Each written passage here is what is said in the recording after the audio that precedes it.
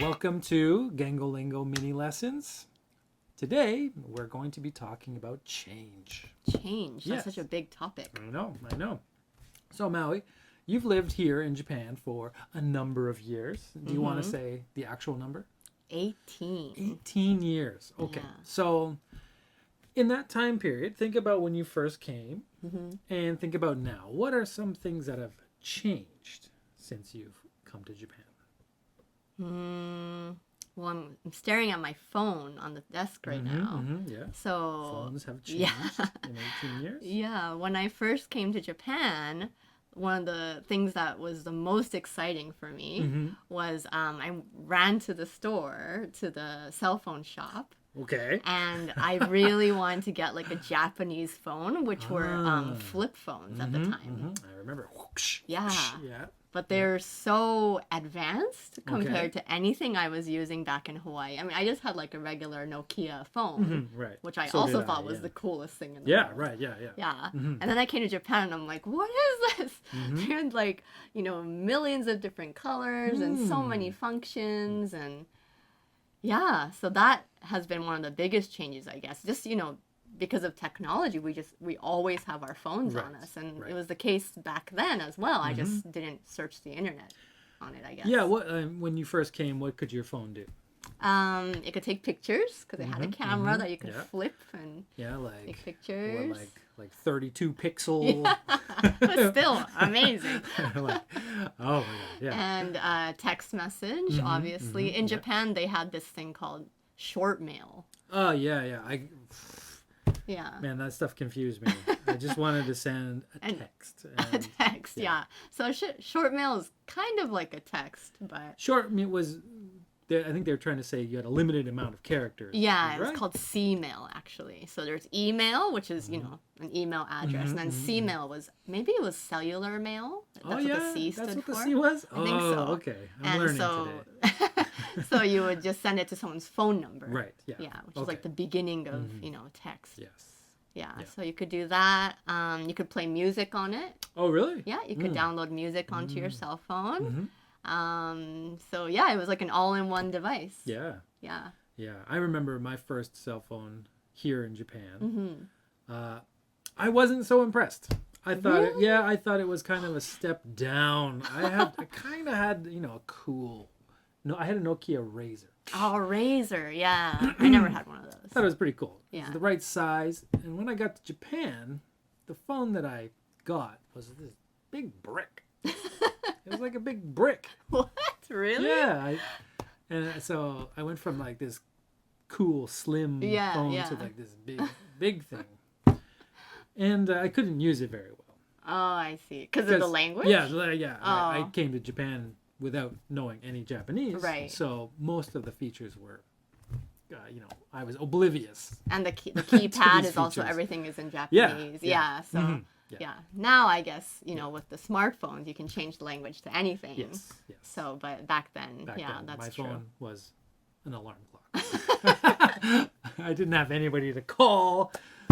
I guess I texted some people. But... Did you ever have a phone in your car when you were growing up? We're going way back. No, I never did. Okay. Yeah. But I remember having one, and my parents installed it. Yeah, it was like this big. Yeah. And people would come to my car, this was in high school, and be like, can I use your phone? Yeah. And they would literally have to like either sit in my car and have this huge thing, and it had an antenna that was like stuck out hit the to roof or something.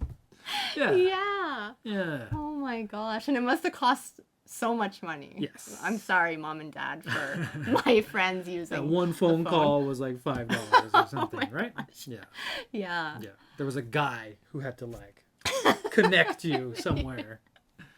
Yeah. Yes. Oh man, that has changed so much. Okay, so what do you have now? I have an iPhone. Yeah. Right. Yes. We were just joking about this. We might call it a smartphone, and then you said, "What do you call it in Canada?" And it's like, "Oh, phone." Your phone. Yeah. Yeah, I don't think I would put the smart on there. I would just still call it a phone because I'm getting old, right? Really? I think. Well, we sometimes language. We're reluctant to change the words that we use. Reluctant means like hesitant. Yeah. Yeah, you don't want to, or I think I'm always going to call it a phone. You know, even in the future when we have just like, you know, hologram phones, I'm still going to call it a phone. yeah. Well, it's the most simple, most basic way to call it, right? Yeah. But what else has changed? How about you? So for me, it was definitely phones are huge. But Yes. You've lived here for 15 I think 17 now. 17? Yeah, I think you came 1 year before I did. Wow. So yeah. It's a big chunk of your adult life. Yeah. You know, something that I noticed the other day, I was, so I used to live in the city and then we came out here, a number of years ago, maybe like 7 or 8 years ago. And I went back to where I used to live and it had totally changed. Oh, really? Yeah. Yes. So it used to be, you know, grungy with character and, you know, lots of interesting people hanging around. Yeah. And a little dangerous or, you know. And now these days it is totally gentrified. Oh, really? Yeah. Gentrified. Can you elaborate on that? So the way I understand gentrify is when maybe developers try to increase the value of an area. Yeah. So they take an area with perhaps low value, add some high value assets like a shopping mall or some you know, nicer stuff. Restaurants or- yeah. It boosts the value of the land. Right. Yes. Well, gentrification happens in, you know, not just in the city, but also kind of in the suburbs as well. And I don't know, I think people are kind of divided on it, whether it's like good or bad. So what is your opinion on gentrification? Yeah, I'm also divided because I like how it used to be, but I kind of like, you know, it's nice and shiny and so you like the safer and nostalgia. stuff. Yeah. There's a nostalgic aspect of it. Yeah, that's true. If I had to go one way, you know, right now I'm on the fence, but if I had to fall one way, I think I would go back. I would prefer it to be how it used to be. I see. I wonder if that's telling of our age as well. maybe. The way that I see it now is generic and kind of lacking personality and character. That is true. And everything's like a facade. Yeah. Yeah. And a lot of places are just the same. It's you know, there's a Uniqlo, there's a 7-Eleven and thing, and then you go to the next station and there's a Uniqlo and a 7-Eleven and yeah, that is true. Yeah.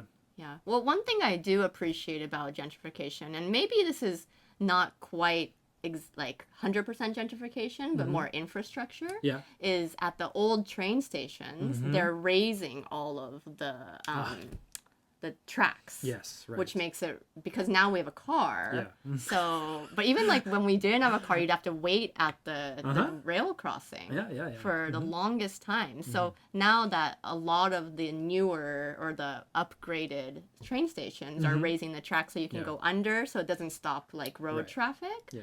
I think that I'm a huge, like I'm in favor of that. Yeah.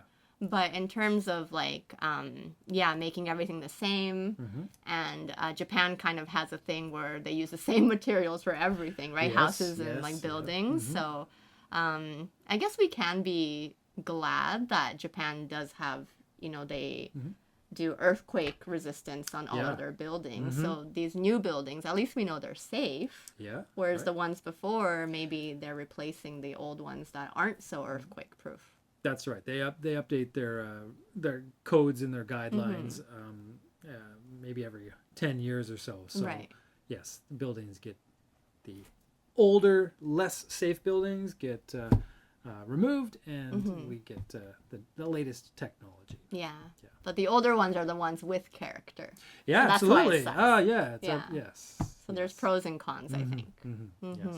You know, I was, as you were talking, I thought of another word instead of gentrification. You were describing the train lines being updated as it goes out. So that, you know, have you heard of urban creep?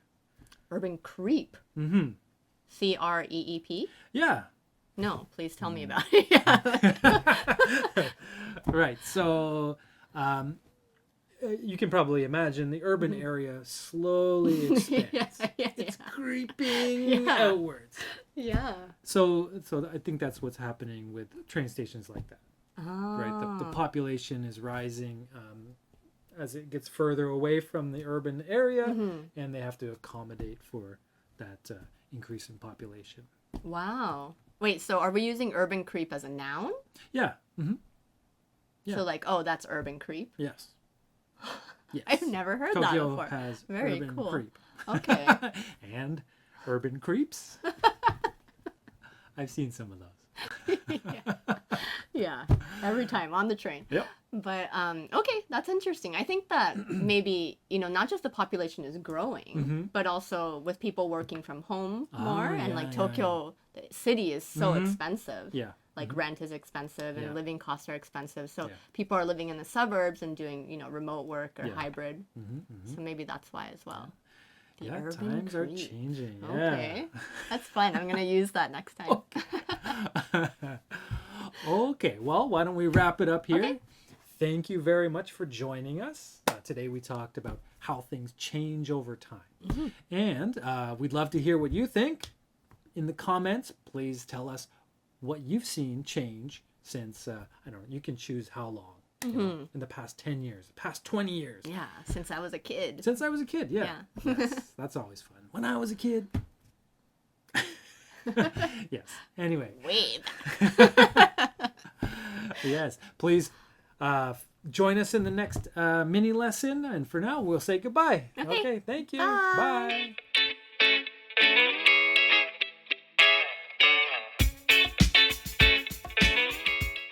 日本の皆さんこんにちは。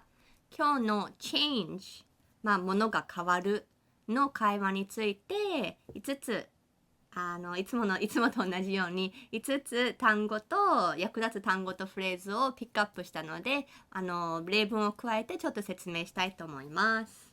1個目と2個目はちょっと一緒なんですけれども gentrify は動詞 gentrification は名詞で日本語で言うと高級化っていうんですかね。ちょっと貧しいところではないんですけれどもあんまり知られていないところとかを高級化するもうちょっとジェフも言ってたんですけれども価値を上げるそこの場所の価値を上げるために gentrification って使うんですけれども前はちょっとネガティブなニュアンスあったんですが最近はちょっとポジティブでも捉えられるのかなっていうイメージなんですけれども例えばなんですが The area around 石神井公園西武池袋線に石神井公園っていう駅があるんですが The area around 石神井公園 has been gentrified で名詞で今使いましたあとはちょっと次の to be divided on 賛成の人と反対の人がどっちもいますよねって結構なんか50-50もう半々でどっちかになりますよいっぱいいますよねっていう感じに to be divided on ってよく使うんですけれどもそれを gentrification と一緒に使うと people are often divided on gentrification is it good? Is it bad? There's both sides っていう感じで使いますで次は in favor of。in favor of は賛成ですっていうので、それを文章にするとしたら、I am in favor of gentrification because 何々とか、I am in favor of this part。ここの部分の of gentrification because 何々。もうここは、なんていうんですか、アドバンスト。